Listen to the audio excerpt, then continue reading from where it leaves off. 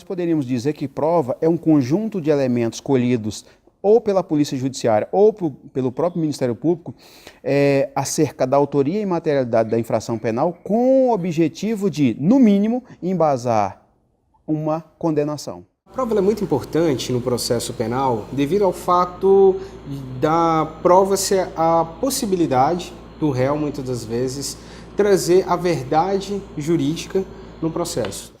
A prova na instrução processual, ela é absolutamente primordial.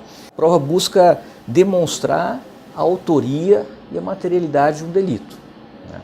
E para que se demonstre tanto a autoria quanto a materialidade, a prova ela é indispensável. E o que é uma prova ilícita? É aquela prova produzida ao arrepio da lei, aquela prova que efetivamente viola diretamente um preceito legal, ou a prova que eventualmente pode violar não um preceito de natureza material, mas sim de natureza procedimental, o que vai acarretar a mesma consequência. Então nós temos de um lado, pela classificação doutrinária, a prova ilícita e de outro, a prova ilegítima. Tanto num caso quanto no outro, a consequência é a mesma, é a inadmissibilidade dessa prova e a determinação da sua retirada dos autos do processo.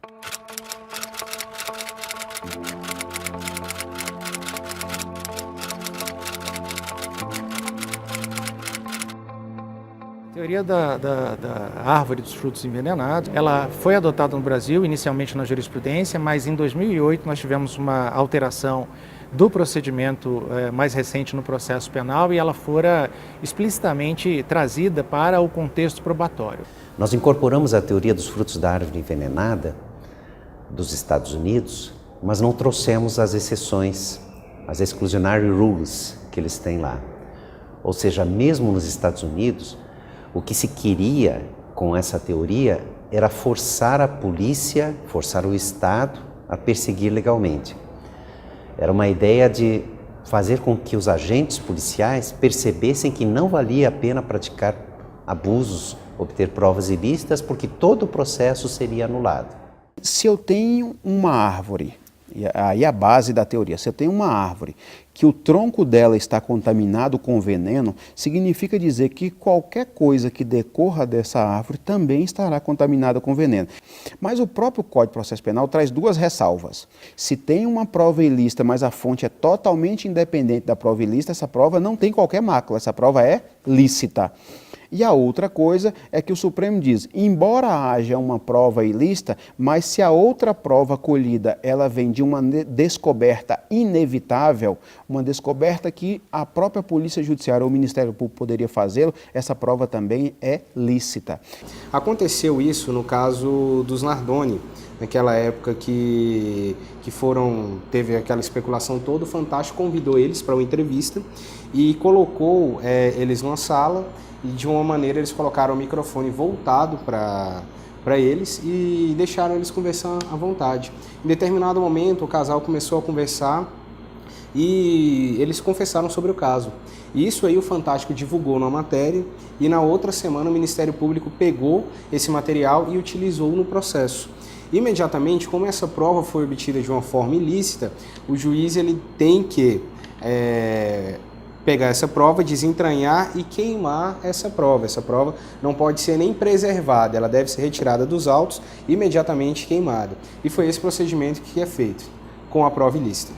Apesar da inadmissibilidade da utilização de prova ilícita no processo penal, existe uma exceção adotada de forma majoritária no sentido de que poderia ser utilizada somente em caso de absolvição do réu. É vedado a utilização da prova obtida por meio ilícito. Isso é a regra no processo penal. E qual é a exceção? É no sentido de que é possível a utilização da prova ilícita? E aí a resposta é possível.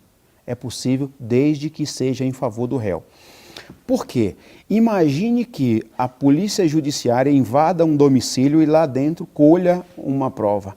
E dentro dessa prova venha um monte de informação que leve o agente à prática de algumas infrações penais. Mas, por outro lado, demonstre também que ele não teria praticado outras. Tecnicamente, a prova obtida com violação do domicílio, essa prova é ilícita, Mas dentro daquela prova ilícita existe uma parte que pode ajudar o agente. Se essa prova, mesmo que ilícita, pode favorecer o agente, o que diz o Supremo? É possível a utilização da prova ilícita exclusivamente no exercício do direito de defesa. Eu trabalho com uma linha, até pela minha própria profissão mesmo como advogado, eu trabalho por uma linha muito voltada para a legalidade. Eu acredito que pode sim ser utilizado prova ilícita, em último caso, desde que seja para a defesa do acusado, desde que essa prova seja oriunda de alguma forma que seja única para que essa pessoa prove a sua inocência. A pergunta que se faz é adequado se impedir a utilização de uma prova, mesmo ilícita, que torna certa a liberdade do indivíduo, que prova a sua inocência? Eu acho que a partir da resposta a esse primeiro degrau, essa primeira pergunta, que nos ajuda a entender o princípio da proporcionalidade, nós já identificamos essa possibilidade.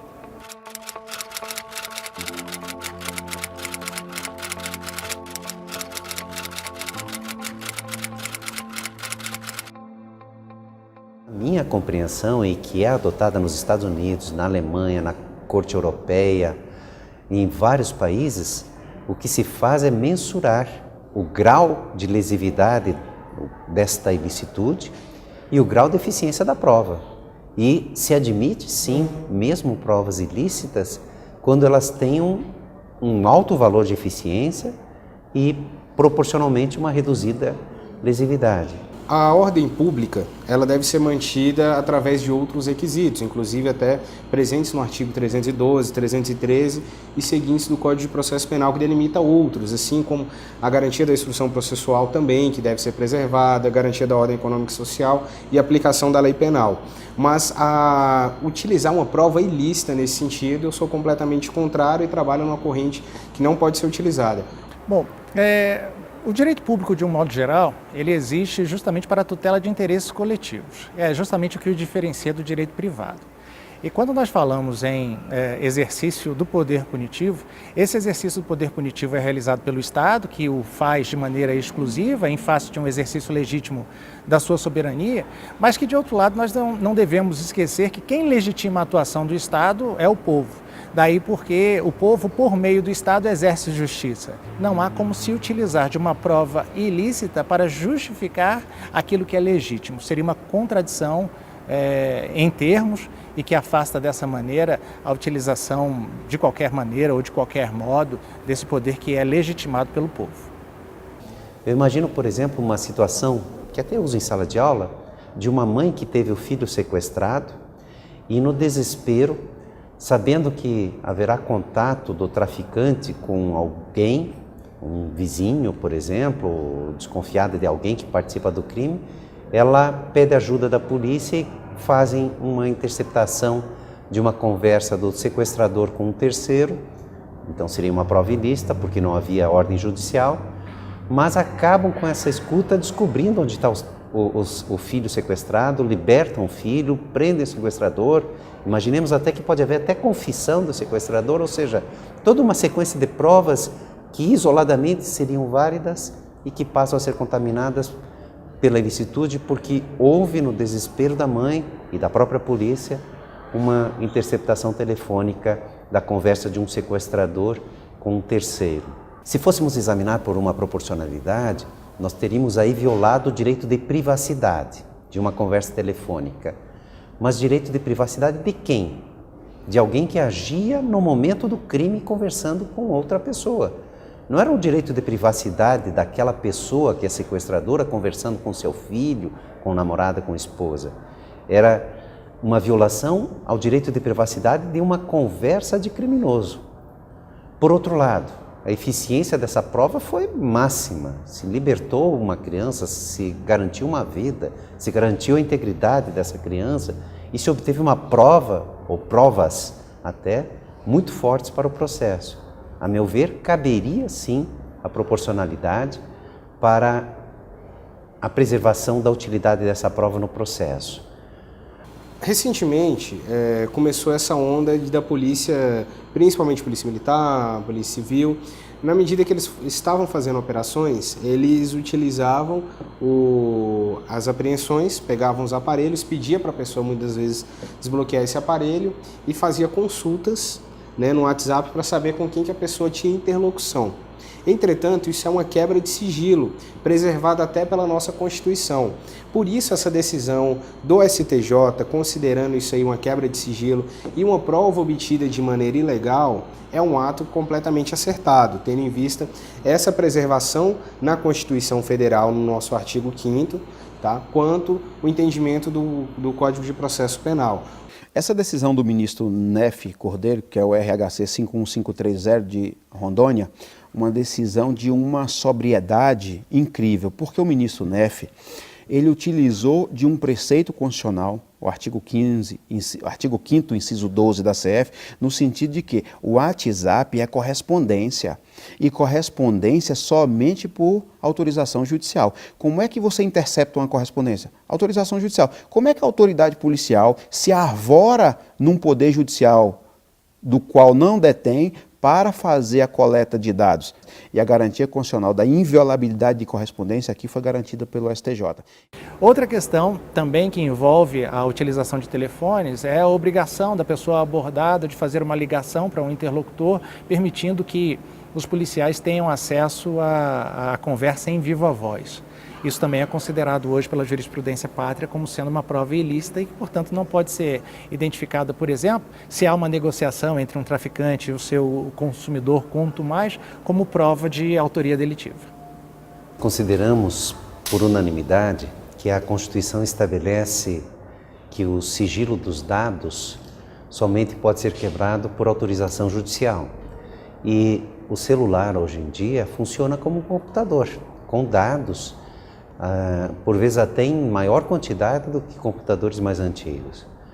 Assim, embora seja um aparelho diferenciado fisicamente do computador, a privacidade dos dados seria a mesma. A polícia, querendo devassar dados num computador de casa ou do escritório de alguém, precisa a ordem de juiz. Para acessar o celular, também não é diferente. Os dados somente serão acessíveis por ordem judicial. Em recente recurso extraordinário com repercussão geral, firmou-se o entendimento de que a entrada em domicílio, mesmo que em flagrante, se não justificada posteriormente em fundadas razões, além de ensejar responsabilidade penal, civil e administrativa, poderia levar ao reconhecimento da ilicitude da prova. Aqui. Polícia! Polícia! Vai! Polícia! O que o Supremo, sobretudo o Supremo, tem dito é: todas as vezes que o Estado for invadir um domicílio e essa invasão de domicílio tiver o objetivo de colher prova, faça essa invasão de domicílio autorizada por lei, porque não é dado ao Estado violar garantias constitucionais sobre a batuta de que é preciso punir agentes infratores. Então, quando o Supremo julga, por exemplo, o HC 93050 do Rio, o ministro Celso de Mello diz assim: eu reconheço a estrutura do Estado. Eu conheço que o Estado tem muitos direitos, mas eu não admito que o Estado pegue a prova ilícita e utilize em desfavor do réu, porque aí eu estarei violando a garantia do estado de inocência e os princípios da ampla defesa do contraditório. Porque aí, se o Estado utilizar de toda a sua força para produzir prova ilícita, nós vamos ter uma seara, nós vamos ter umas centenas de condenações. E aí é muito mais fácil para o Estado absolver um culpado do que condenar um inocente. A polícia pode entrar na casa de uma pessoa sem mandado.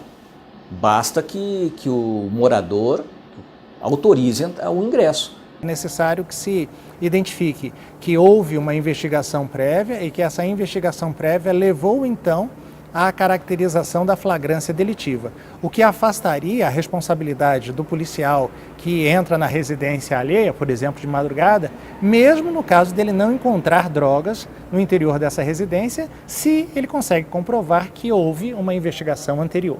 Para o ministro Gilmar Mendes, que foi seguido pela turma, não basta um contexto de flagrância de crime permanente, é necessário que haja um algo mais, a fim de se evitar, por exemplo, condutas que são odiernamente criticadas, da polícia que bate à porta, que arrebenta a porta da residência, principalmente de pessoas menos favorecidas financeiramente, em busca de qualquer coisa que seja ilícita. Nesse precedente de invasão de domicílio, o que se constatou é que fica perigosa a admissão de invasão por meras suspeitas pelo agente policial. Porque daí qualquer pessoa estaria sujeita ao ingresso na sua casa, porque a polícia poderia dizer, não, eu suspeitei, por exemplo, o caso mais comum, que havia tráfico de drogas, havia guarda de drogas dentro do domicílio. Ora, para a polícia suspeitar que há guarda de drogas dentro do domicílio, tem que existir algum indicador. Não é preciso certeza, mas é preciso alguma justificativa para essa desconfiança. Senão, nós realmente corremos o risco de ter a invasão de qualquer casa, qualquer domicílio, sob qualquer desculpa. Querem que eu comece por onde? Pelo começo?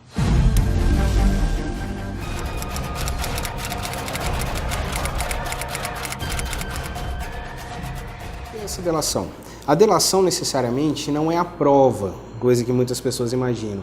A delação é um indicativo de prováveis provas que a polícia pode obter, a polícia ou o Ministério Público podem obter para fundamentar uma condenação para uma organização criminosa.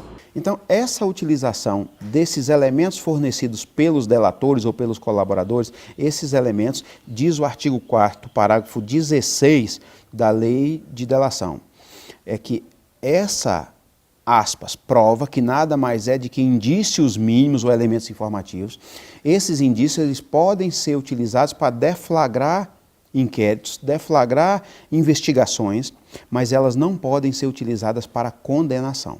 A colaboração premiada ela é considerada válida na medida que as provas apresentadas pelas pessoas, no caso pelo colaborador, ela é confirmada por outras provas produzidas pela polícia em investigação própria. Não basta, por exemplo, eu chegar e falar sobre uma determinada pessoa e a polícia e o Ministério Público não conseguirem provar que esse fato realmente aconteceu. Sobre a questão do limite da colaboração premiada, eu entendo que ela deve ser restrita às pessoas que estão teoricamente indicadas nesse processo. Desvio de dinheiro, corrupção, propina, formação de quadrilha, evasão de divisas. Pra quem achou que não ia dar em nada... Que nome eu boto? O cara lava dinheiro, tem posto de gasolina. Aconteceu com a Operação Lava Jato, eu sou a favor da operação em si, entretanto, quem conhece a fundo a Operação Lava Jato tem ciência de alguns casos que causam certa temeridade, na medida que hoje nós estamos com já estamos passando da 40ª fase da operação. Começou com um caso bem mais simples de tráfico de drogas, tráfico de produtos também, lavagem de capitais, que começou a abarcar a Petrobras, que começou a abarcar diversas empresas e não está existindo um limite nessa operação. Daqui a pouco quem abastecer um veículo aqui, numa questão da Petrobras, e tiver uma ligação com outro caso de receptação de um furto, eles vão querer abarcar nessa operação.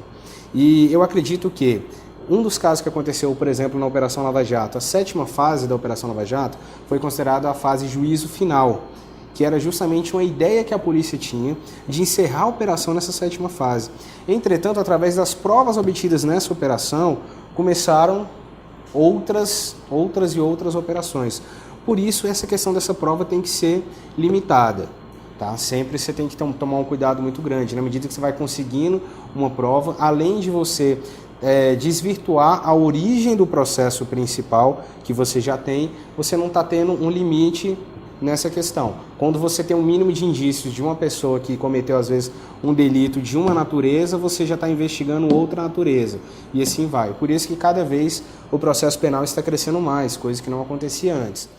Tratar da utilização da prova no processo penal, demonstrando sua importância, requisitos para sua utilização, bem como os preceitos constitucionais que vedam expressamente a admissibilidade de uma prova ilegal no decurso do processo, tem como objetivo expor a relevância do tema, vez que nos dias atuais tem sido bastante discutido, dando origem a novas posições doutrinárias que refletem nos julgados e decisões dos tribunais superiores.